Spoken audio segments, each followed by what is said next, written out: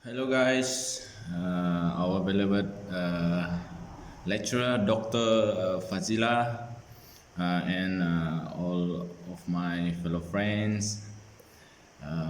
So today I'm gonna present to all of you about our group assignment for individual group assignment itu untuk subjek hubungan manusia dalam pentadbiran.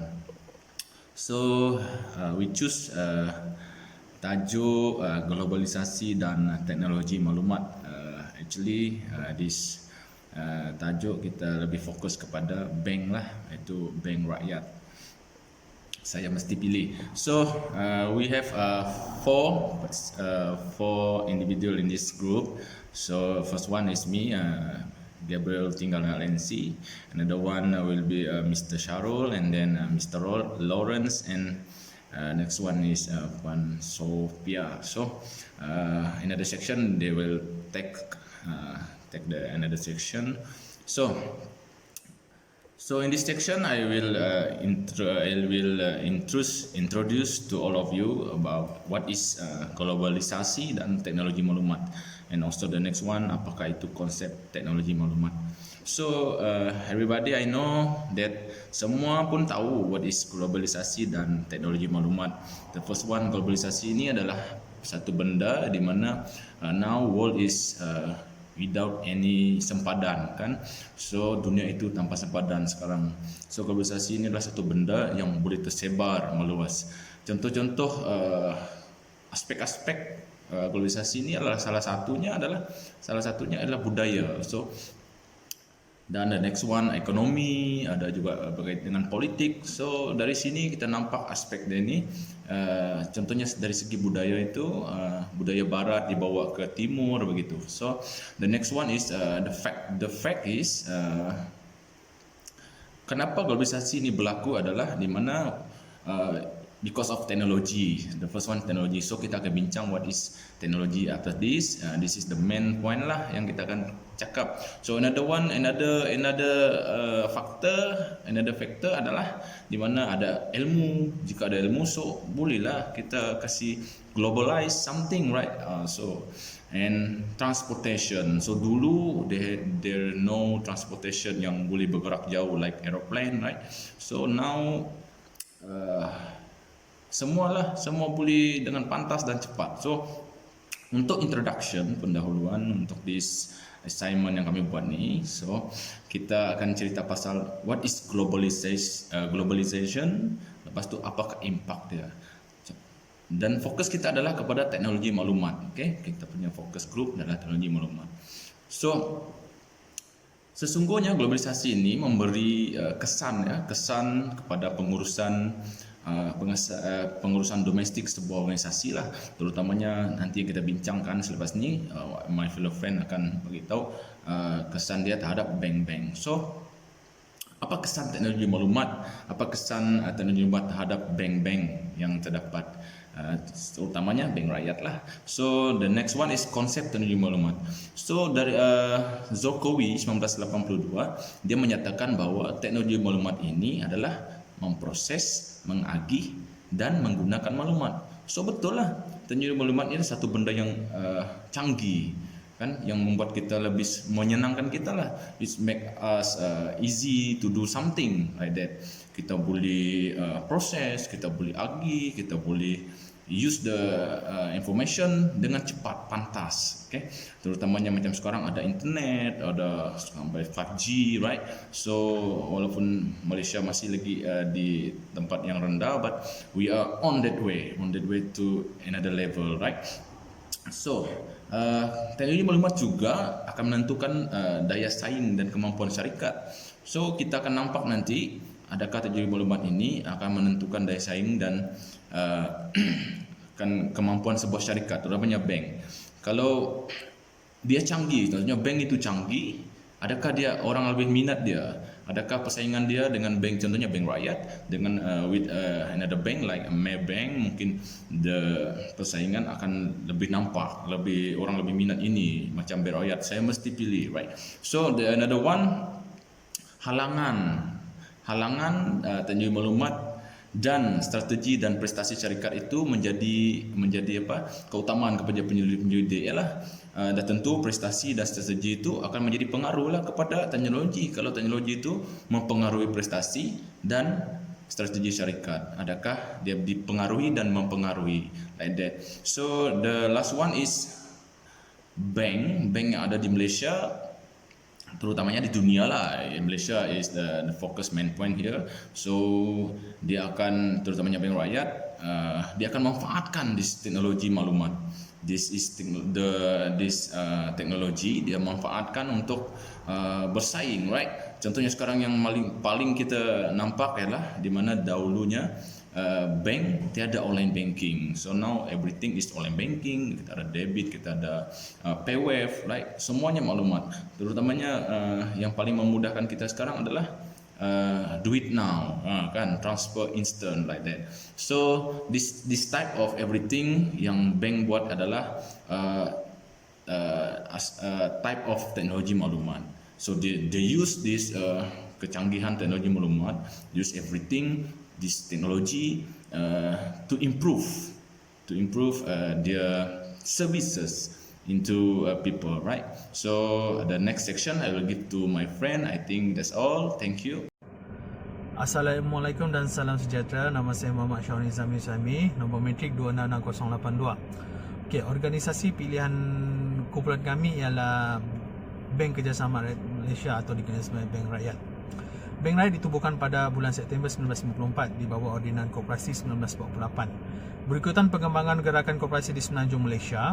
Untuk memudahkan pengembangan gerakan koperasi menubuhkan bank kesatuan masing-masing untuk menampung keperluan kewangan anggota mereka. Pada 29 September 1954, sebanyak 11 bank kesatuan memutuskan untuk bergabung dan membentuk Bank Agung atau dikenali Apex Bank. Pada tahun 1967, Bank Rakyat menggantikan Bank Agung dengan keahlian dibuka bukan hanya kepada koperasi tetapi juga kepada individu.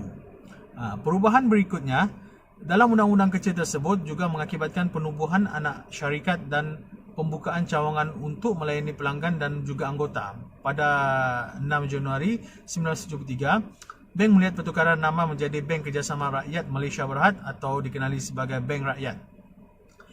Bank Rakyat ditadbir oleh undang-undang kecilnya dan Akta Kerjasama Rakyat Berhad 1978 kurungan peruntukan khas 20 yang membolehkan bank memberikan pembiayaan kepada bukan anggota. Pada tahun 1989, Bank Rakyat diletakkan di bawah Kementerian Tanah dan Pengembangan Koperasi dan Kementerian Kewangan. Pada tahun 1993, Akta Koperasi dikaji semula membolehkan bank beroperasi di Sabah dan Sarawak. Pada 8 Mei 1993, Bank Rakyat mengambil langkah besar untuk menjadi bank koperasi patuh syariah dengan memperkenalkan produk perbankan Islam di 4 cawangannya. Bank Rakyat menjadi bank koperasi Islam sepenuhnya pada 2002. Oleh itu, dengan keputusan besar ini, Bank Rakyat menandakan satu lagi kejayaan dalam sejarahnya di mana ia menjadi bank ketiga yang menawarkan sejumlah produk perbankan Islam di Malaysia. Pada 15 Februari 2002, bank bersama dengan 6 institusi kewangan dan pembangunan lain diletakkan secara langsung di bawah pengawasan Bank Negara Malaysia, Bank Pusat Malaysia, di bawah Akta Pembangunan Institusi Kewangan (DAFIA). Pada 27 Mac 2004, Bank Rakyat ditempatkan di bawah pengawasan Kementerian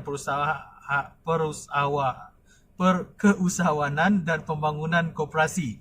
Pada masa ini, Bank Rakyat memiliki 111 cawangan dan menawarkan kemudahan perbankan Islam kepada para pelanggan. Bank Rakyat adalah antara keluarga organisasi di bawah Kementerian Keusahawanan dan Pembangunan Koperasi sebagai sebuah bank koperasi Islam yang lengkap. Bank Rakyat mempunyai ahli lembaga pengarah dan majlis penasihat syariah yang terdiri daripada para sarjana Islam yang terpelajar. Selain itu, jawatankuasa audit wajib melapor kepada Dewan. Okey, itu adalah sedikit tentang organisasi yang kami pilih. So, seterusnya rakan saya akan sambung. Sekian, terima kasih.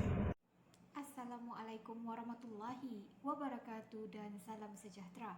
Saya Sofia binti Haidir, matriks number 266373 akan membentangkan mengenai visi dan misi serta pengurusan pemasaran Bank Rakyat Malaysia.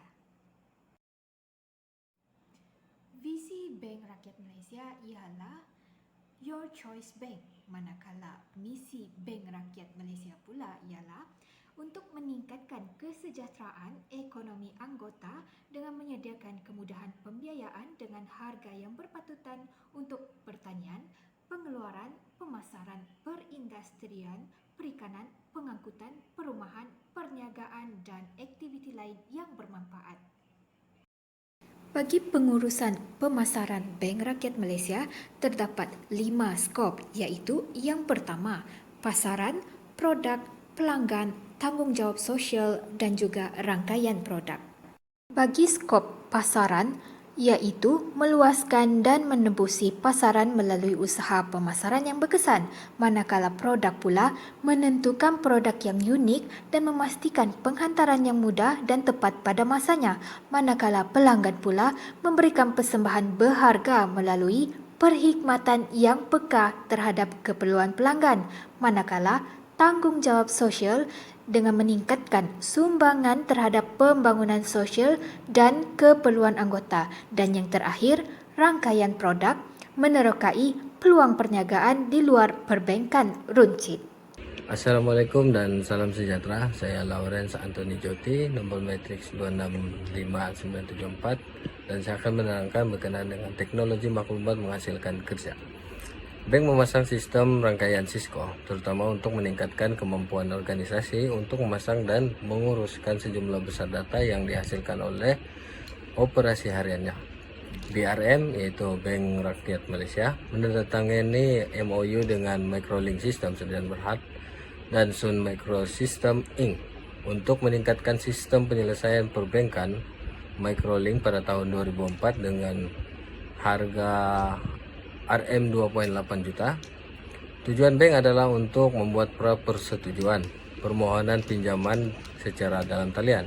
BRM adalah bank bukan komersial pertama dalam sistem pembayaran elektronik Malaysia, rangkaian Sdn Bhd (MEPS), yang beroperasi sebagai mesin juru wang otomatik bersama ATM rangkaian di Asia Tenggara. Sistem MEPS adalah bahagian dari inisiatif e-ASEAN. Perjanjian kerangka pertama dicadangkan pada tahun 2000 untuk mewujudkan infrastruktur maklumat dan untuk mempromosikan perdagangan elektronik. Tujuan utama pengurusan bank adalah untuk meningkatkan keuntungan pemegang saham yang tercermin pada tingkat prestasi bank. Perkembangan pesat persekitaran luaran akibat globalisasi dan perubahan teknologi maklumat telah menyebabkan semakin kompleksnya risiko kredit kegiatan usaha perbankan. Perbankan menghadapi risiko seperti risiko kredit, risiko kadar faedah, risiko turun naik kadar pertukaran uang, risiko reputasi, risiko operasi dan teknologi, risiko kecairan, serta risiko undang-undang. Debit 2005, Courtney ETL 2000. Pembangunan produk atau perkhidmatan yang unik melalui teknologi menjadi keperluan utama yang dilakukan oleh perbankan. Kajian ini bertujuan untuk menganalisis kepentingan pengaruh faktor teknologi terhadap strategi perbezaan dan seterusnya prestasi keuangan industri perbankan di Indonesia. Perbankan adalah institusi yang berperanan sebagai perantara keuangan, perantaraan bank dengan masyarakat. Dan seterusnya ialah kesimpulan. Malaysia sebagai sebuah negara yang menuju ke arah negara industri harus bersedia dengan bentuk pekerjaan yang baru dan dinamik. Faktor teknologi maklumat mempunyai peranan yang sangat berpengaruh. Dimulakan di sektor keuangan karena ia boleh memberi kesan kepada sektor lain, terutamanya industri perbankan. Perkembangan teknologi maklumat di Malaysia, pengembangan dan pengetahuan teknologi tentang perbankan, perkembangan ilmu pengetahuan, kecepatan pemindahan teknologi transaksi perbankan, dan kemajuan teknologi informasi secara real time adalah sangat penting.